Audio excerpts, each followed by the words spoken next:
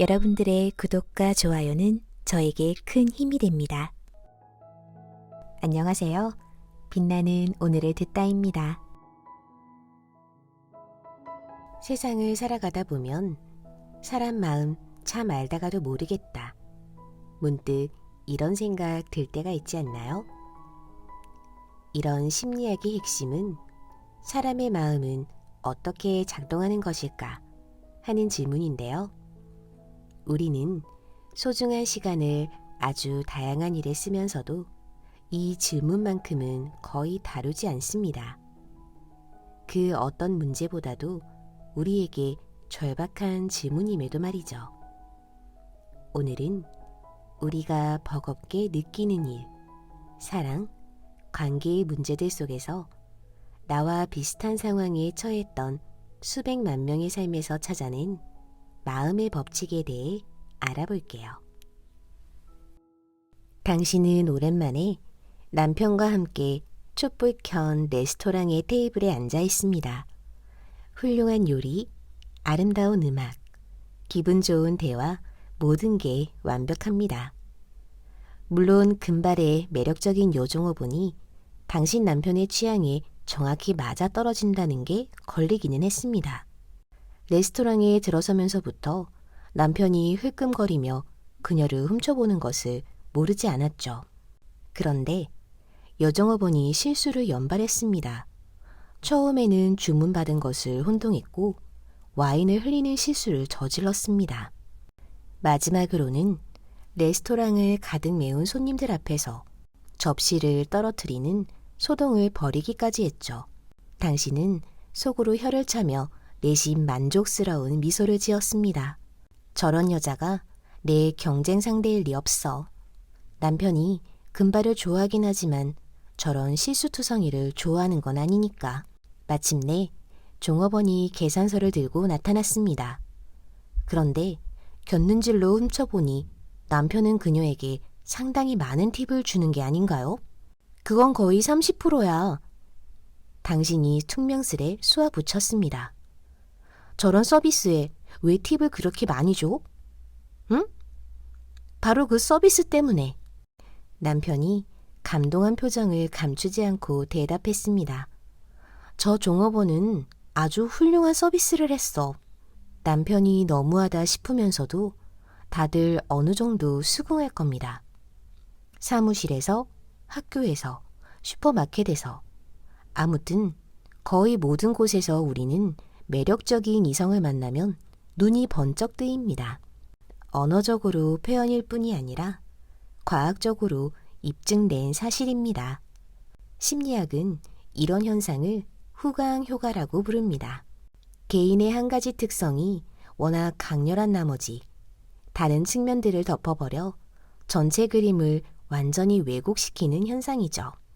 주로 매력적인 외모로 빚어지는 현상이긴 하지만 다른 특성, 예를 들어 특히 공손하다든지 유명한 어머니의 아들이라는 사실 등으로 후광효과는 나타날 수 있습니다. 그것을 받아들이는 상대방이 그 빛나는 특성을 특히 중요하게 여길 때 더욱 강렬해집니다. 이를테면 하나가 좋아 보이면 다른 모든 게 좋아 보이는 것입니다. 거꾸로 하나가 나빠 보이면 다른 모든 게 마음에 안 들어 보입니다. 이 여종업원의 경우만 해도 외모가 출중하니까 실수가 잦아도 아무런 문제가 되지 않습니다. 미국의 심리학자 에드워드 손다이크와 고든 올포트는 1차 세계대전 중에 후광 효과를 밝혀냈습니다. 연구에 의하면 장교들은 부하 병사가 잘생기고 자세가 바르면 어떤 일이든 훌륭하게 처리해낼 것으로 믿었습니다. 오늘날 사람들의 평균 수입 조사 결과를 보면 매력적인 외모의 소유자가 그렇지 못한 사람들에 비해 15%가량 더 버는 것으로 확인됐습니다. 과학의 체질량 지수를 대입해 본 결과 과체중일수록 수입이 나빠지는 것으로 나타났죠. 키가 작아도 마찬가지였습니다. 참가자들을 대상으로 가상 지원자의 능력을 평가하는 흥미로운 실험이 있었습니다. 한 그룹은 매력적인 외모를 자랑하는 지원자의 사진이 붙은 이력서를, 다른 그룹은 똑같은 이력서를 봤대 덜 매력적인 사진이 붙은 이력서를 보았죠. 결과는 더 멋진 사진의 지원자가 훨씬 좋은 평가를 받은 것으로 나타났습니다. 후광효과는 우리의 일상에 어떤 의미를 가질까요? 될 수 있는 한 합당한 대접을 누리고 싶다면 항상 이 효과를 떠올려 보세요. 우리는 후광효과에 무방비로 당하는 것만이 아니라 얼마든지 맞대응할 수 있습니다. 후광효과는 외모뿐만 아니라 거의 모든 특성에도 적용된다는 점을 기억하세요. 그러니까 평가하는 사람이 그때그때 어떤 특성을 중요하게 여기는지 주목해 보아야 합니다. 예를 들어 당신의 사장이 뛰어난 기억력을 특별히 좋아한다면 적절할 때 당신의 기억력을 과시해 보세요. 그럼 사장은 더 많은 일을 당신에게 믿고 맡길 게 분명합니다. 면접관이 스포츠를 좋아한다면 청소년 축구팀에서 우승한 적이 있다고 언급해 보세요. 어떤 사람들은 이런 점을 두고 아첨이라고 부를지도 모릅니다. 하지만 우리는 이것을 심리학적 근거가 있는 아첨이라고 부를 겁니다. 친구들을 초대해 거창한 생일 파티를 즐겼습니다. 거의 80명에 가까운 친구들이 빠짐없이 와서 축하해 주었죠. 자정쯤 되어 무리를 돌아보던 당신은 깜짝 놀랐습니다. 그러고 보니 내 여자친구는 어디 있지? 돌연 그녀를 저녁 내내 보지 못했다는 생각이 뒤통수를 당기게 만듭니다. 휴대폰을 살폈으나 여자친구는 문자 메시지 한 통 보내오지 않았습니다. 하필이면 인생에 단 한 번뿐인 20대의 마지막 생일에.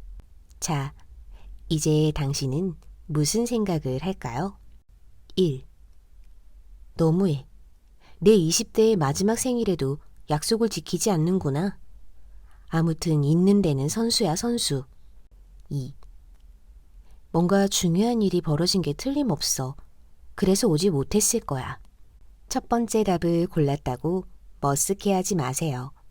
사람들은 대개 이런 상황에서 첫 번째 답을 고르니까요. 그게 지극히 정상입니다. 우리는 보통 지각의 원인이 상대방에 있다고 봅니다. 이처럼 주변에서 일어나는 사건과 사람의 행동을 설명하면서 그 원인을 찾는 것을 심리학에서는 귀인이라고 합니다. 귀인에는 내적 귀인과 외적 귀인이 있는데요.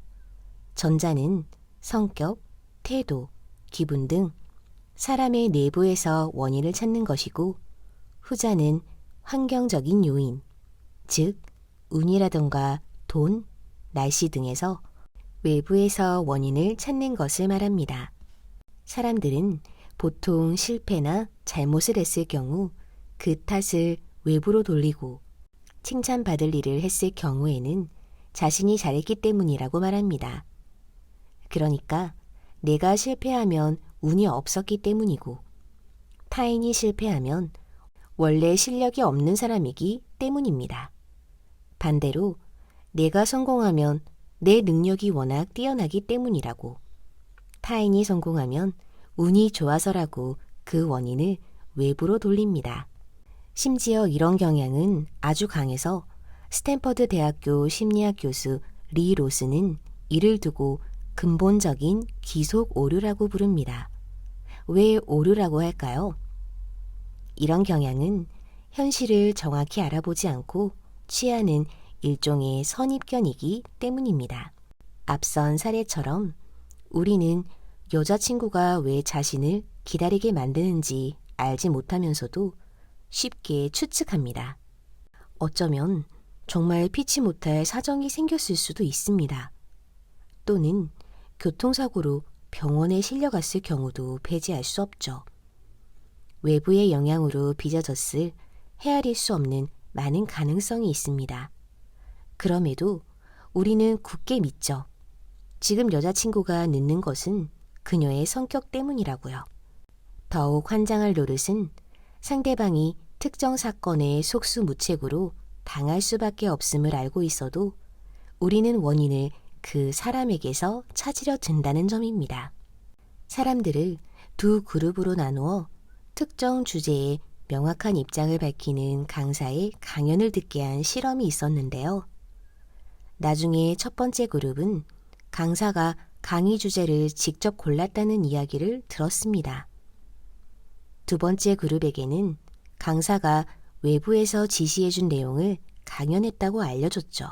그런 다음 실험 참가자들에게 설문을 돌려 강의 내용이 강사 자신의 의견이라고 보느냐는 조사를 했습니다.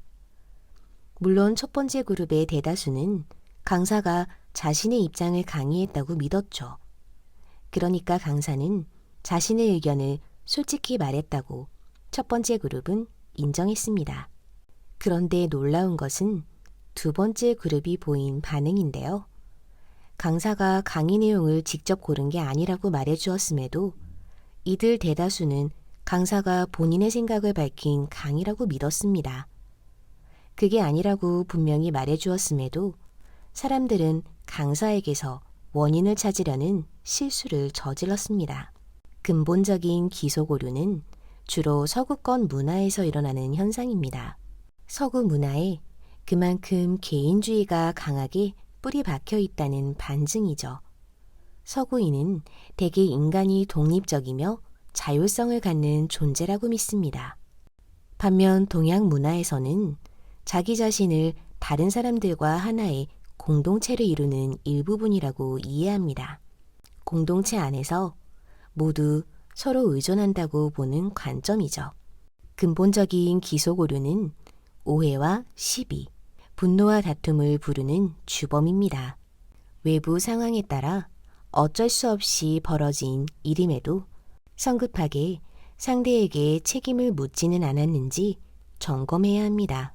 내부의 원인 찾기로 쏠리는 배경이 무엇인지 알고 비판적으로 물어보는 법을 배운다면 우리는 많은 다툼과 시비를 줄일 수 있습니다. 자기 충족적 예언은 어떤 예언이 있다는 사실만으로 그 내용이 현실로 나타난다는 것을 뜻합니다. 그러니까 예언이 원인으로 작용해 실제 결과를 이끌어내는 셈이죠. 다음과 같은 실험이 있었는데요.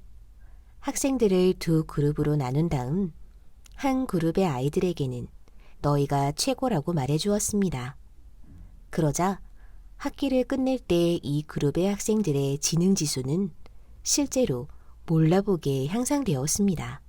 반면 아무런 말을 해주지 않은 그룹에는 그 어떤 변화도 일어나지 않았죠. 심리학에서는 이 효과를 처음으로 발견해낸 미국 심리학자 로버트 로젠탈의 이름을 따라 로젠탈 효과라고 부릅니다. 로젠탈 효과는 다른 말로 피그말리온 효과라고도 하는데요. 자신이 만든 여인상을 사랑한 피그말리온의 정성에 감동해 여신 아프로디테가 조각상에 생명을 불어넣어줬다는 신화에서 따온 명칭입니다. 이처럼 타인의 기대나 관심으로 능률이 오르거나 결과가 좋아지는 현상이 자기 충족적 예언입니다. 그렇다면 자기 충족적 예언은 어떻게 이루어질까요? 이 현상을 설명할 실마리는 따먹지 못하는 포도를 보며 분명 맛이 시다고 우기는 이른바 인지 부조화 이론에서 찾을 수 있습니다. 칭찬과 격려를 받은 학생들은 그렇지 않은 그룹에 비해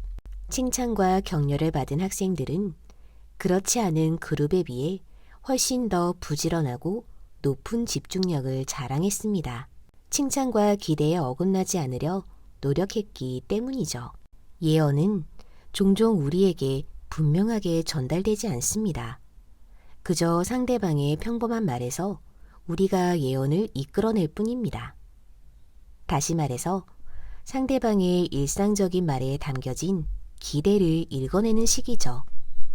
인간은 그것을 기꺼이 일반화하는 경향이 있습니다. 그래야 일상생활을 쉽게 해나갈 수 있기 때문입니다. 이런 상황에서는 의당 상대가 이런 기대와 바람을 갖겠지 하고 무의식적으로 결론을 이끌어냅니다. 그래서 아, 저 말은 이런 뜻이겠구나 하고 지레짐작을 하죠.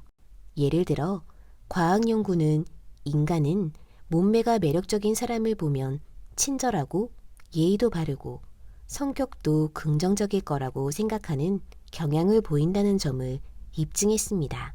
이런 맥락에서 볼 때 이른바 후광 효과도 중요합니다. 한번 이런 상황을 그려볼까요? 열차 여행을 하는데 옆자리에 아주 매력적인 젊은 여성이 앉았습니다. 이미 우리의 머릿속에는 일반화라는 틀이 작용합니다. 그래서 친절하고 예의 바른 미녀와 대화를 하고픈 기대에 부풀어 먼저 친절하고 예의 바른 태도를 취합니다. 대화를 나누어 보니 그녀는 정말 친절하고 예의 발랐습니다. 결국 일반화한 틀을 영향으로 그에 어울리는 태도를 가진 덕에 상대방에게서 같은 반응을 이끌어냈습니다. 이렇게 해서 예언은 그 내용을 스스로 충족시키는 결과를 빚습니다. 이른바 점이라고 하는 것도 자기 충족의 예언이라는 원리로 설명할 수 있습니다. 이 모든 사례는 우리의 생각이 얼마나 대단한 힘을 갖는지 보여줍니다. 생각의 힘이 이처럼 엄청나다면 인생에서 도저히 통제할 수 없는 것 역시 통제할 가능성이 있는 것으로 보아야 하지 않을까요? 부정적인 생각이 부정적인 결과를 불러온다면 긍정적인 생각으로 우리의 인생을 적극적으로 꾸며가는 일도 가능하지 않을까요? 만족과 행복을 위해 긍정적인 생각을 최대로 잘 활용할 필요가 있습니다. 주저 말고 시도해 보세요. 매일 아침 하루를 시작하기에 앞서 자신에게 주문을 걸어보세요. 오늘 나는 아주 친절한 사람들만 만날 거야. 오늘은 성공하기로 이미 예정된 날이야. 아니면 그저 간단하게 나는 진정으로 행복해 하고 외쳐보세요. 오늘은 마음의 법칙 책과 함께 했습니다. 또 만나요.